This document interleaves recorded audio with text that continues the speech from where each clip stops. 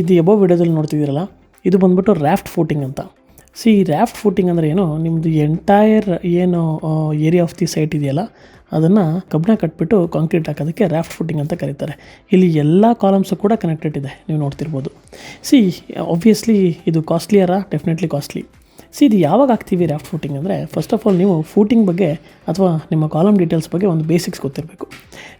Residential ಮನೆ ಕಟ್ಟಬೇಕಾದ್ರೆ usually ನಾವು 3 categories of ಫೂಟಿಂಗ್ಸ್ನ ಹಾಕ್ತೀವಿ. ಒಂದು ಐಸೋಲೇಟೆಡ್ ಫೂಟಿಂಗ್ ಅಂತ, ಇನ್ನೊಂದು ಕಂಬೈನ್ಡ್ ಫೂಟಿಂಗ್ ಅಂತ, ಇದು ಬಂದ್ಬಿಟ್ಟು ರ್ಯಾಫ್ಟ್ ಫೂಟಿಂಗ್ ಅಂತ. ಈ ಫೂಟಿಂಗ್ ಯಾವುದ್ರ ಮೇಲೆ ಡಿಪೆಂಡ್ ಆಗುತ್ತೆ ಅಂದರೆ, ಫಸ್ಟು ಸಾಯಿಲ್ ಬೇರಿಂಗ್ ಕೆಪಾಸಿಟಿ. ನಾವೇನು ಸಾಯಿಲ್ ಟೆಸ್ಟಿಂಗ್ ಮಾಡಿಸ್ತೀವಲ್ಲ ಅದ್ರ ಬೇಸಿಸ್ ಮೇಲೆ. ಸೆಕೆಂಡ್ ಬಂದುಬಿಟ್ಟು ನಮ್ಮ ಬಿಲ್ಡಿಂಗ್ ಹೈಟ್ ಎಷ್ಟಿದೆ ಅಂತ. ಥರ್ಡ್ ಬಂದುಬಿಟ್ಟು ನಮ್ಮ ಸೈಟಿನ ಡೈಮೆನ್ಷನ್ ಎಷ್ಟಿದೆ ಅಂತ.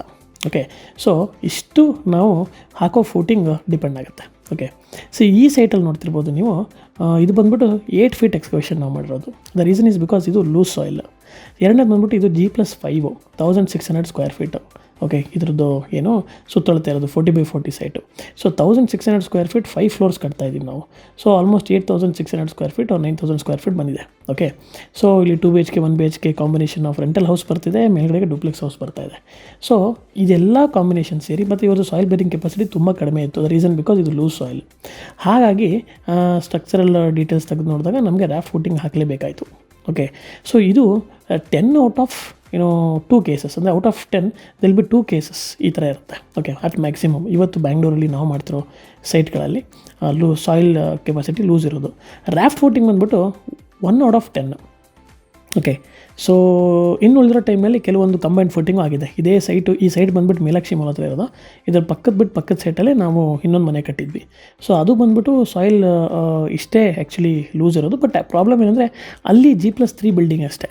ಓಕೆ, ಆಮೇಲೆ ಅದು ಬರೀ 30-40 ಸೈಟು. ಹಾಗಾಗಿ ಅಲ್ಲಿ ಕಾಂಬೈನ್ಡ್ ಫೂಟಿಂಗೆಲ್ಲ ಮುಗಿದೋಯ್ತು. And this is a raft footing. ಈ ಬೇಸಿಕ್ಸ್ ಗೊತ್ತಿರಬೇಕು. ಆ್ಯಂಡ್ ಇದು ನಮಗೆ ಸಾಯಿಲ್ ಟೆಸ್ಟಿಂಗ್ ಆದಮೇಲೆ ಗೊತ್ತಾಗೋದು. ಹಾಗಾಗಿ ಇದರ ಚಾರ್ಜಸ್ ಆ್ಯಸ್ ಪರ್ ಆ್ಯಕ್ಚುಯಲ್ಸ್ ನಮಗೆ ಇನ್ಕ್ರೀಸ್ ಆಗುತ್ತೆ. Okay, as per actuals.